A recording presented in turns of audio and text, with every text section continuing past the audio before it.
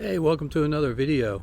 One of my New Year's photography resolutions was to try and get you more involved in discussing photography as opposed to, what's the best lens in your kit kind of video. And I mentioned that I'm planning a trip to Iceland later on in this year. And my question to you is, when you go to someplace, especially someplace new that you're not familiar with, how much do you prepare yourself to go on that trip? Meaning, do you scout out every location? Do you only go to iconic locations? What do you do? Do you drive yourself? Do you go on tours? Like on a tour bus? Do you hire someone to take you around? There's a lot of options. And so I'm just curious what it is you do, especially in some places that you haven't been before. It doesn't have to be Iceland, obviously, but any place. I know the first time I went to the Grand Tetons, I researched it out and I ended up just going to mostly the iconic locations, the overlooks, things like that. And the second time we went, I went on more hikes and tried to find different locations, things I hadn't seen before. So I'm just curious how you handle it. In this trip here, I've been looking at Google Earth, and I've done that before on other trips as well, to try and see a little bit of the area. But how much is too much? What's the balance between going to certain locations versus just driving around and seeing what you see? What expectations do you set for yourself, if any? What goals do you set for yourself, if any? I'm curious what you think.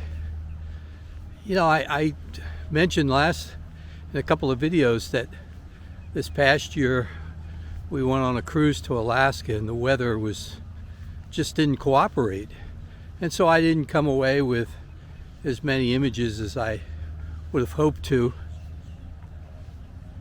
Same thing might happen this summer in Iceland. It may get socked in with a lot of rain for a week and you come home disappointed. So what do? How do you set those expectations? I don't know. That's why I'm asking you what your thoughts are when you go on a probably once in a lifetime trip to especially what's supposed to be one of the premier landscape photography places in the world. How would you handle it? It's an expensive trip. Of course, you want to come away with some images. But do you go and say, well, look, I got to go to a beautiful place that not everybody gets to explore. I got to go out into nature. Yeah, it rained. But hey, look where I got to go. Is that your expectation? Should that be enough? Maybe. What do you think?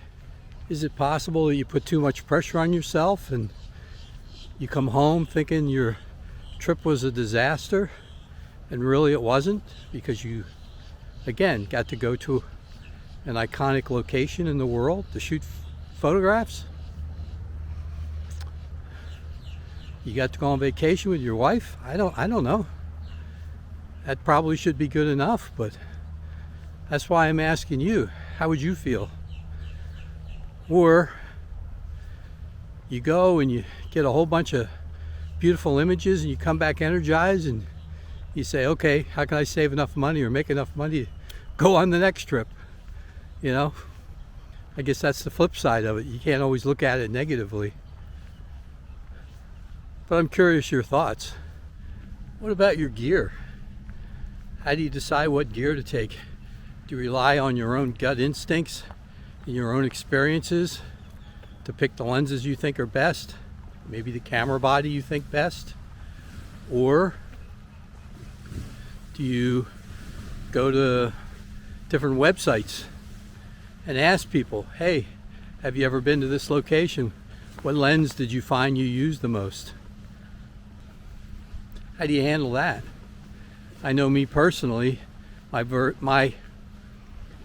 the most versatile lens I own at this juncture in time is the Nikon 24-120 f4 lens, the S lens. That's definitely going in the bag. There's no question about that.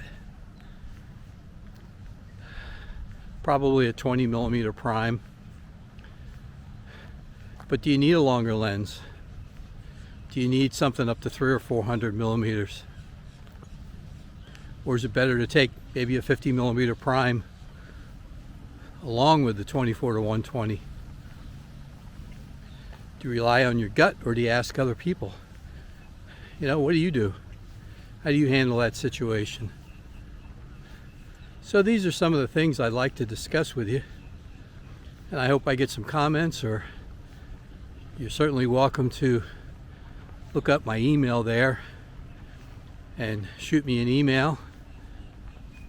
If enough of you do it, I'll make another video and discuss my findings as to what people think. We can go that route. But I would like to get you more involved in talking in what you do when you go on vacation. A photography vacation, I mean. You know, you kind of have the quasi photography vacations when you go on a cruise with your family and friends. You can take some photographs, but that's not really your main objective. Something like this, where I'm driving around Iceland for a week, photography is going to be a little bit more important, because I can set my own, for the most part, my own times as to where I want to be certain spots. Of course, it's weather dependent. But how do you handle that? You know, do you go back to a location twice? Or do you go once, get something that you think, well, that's good enough, and you move on to the next location? Or you try to go back to it a second time and say, wait, and say, yeah, now I really got a portfolio image. How do you handle that? These are all questions I have.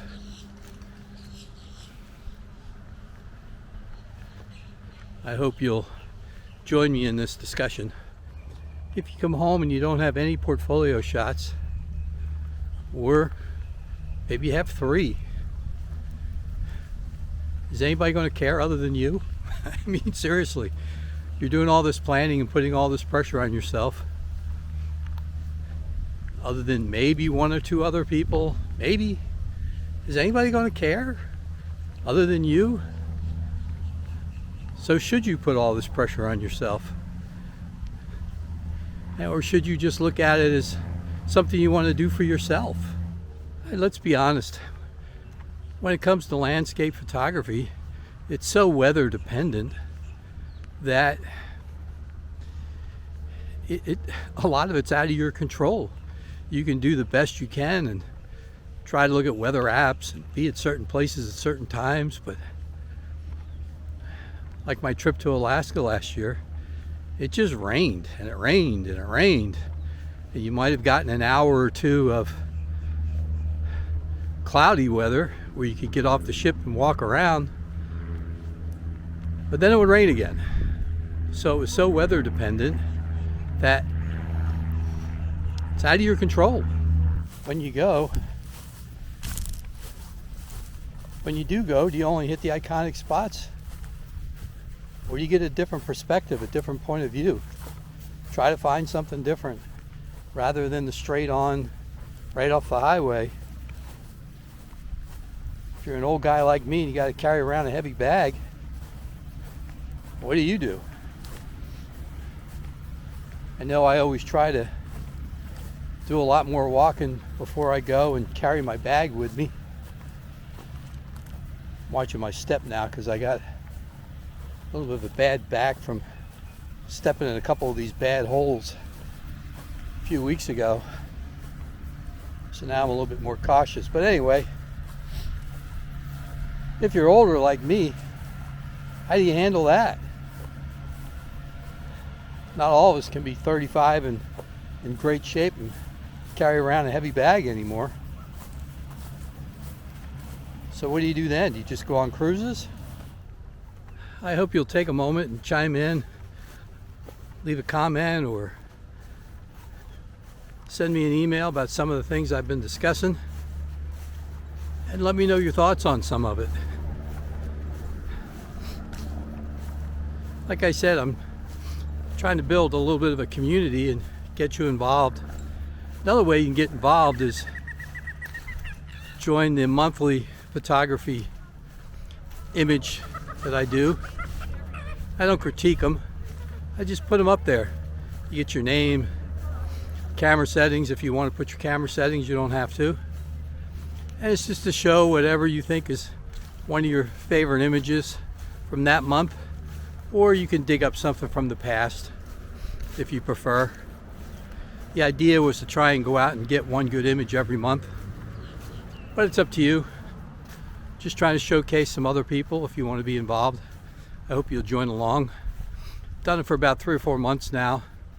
I've got 3 people that have done it so far. I'm trying to build that as well. It's not for me. You know, I can make a video and show my images whenever I want, assuming anybody will watch it. But it's more for you, so that you can showcase some of your images. So I hope you'll join me in that as well. So until next time, take good care.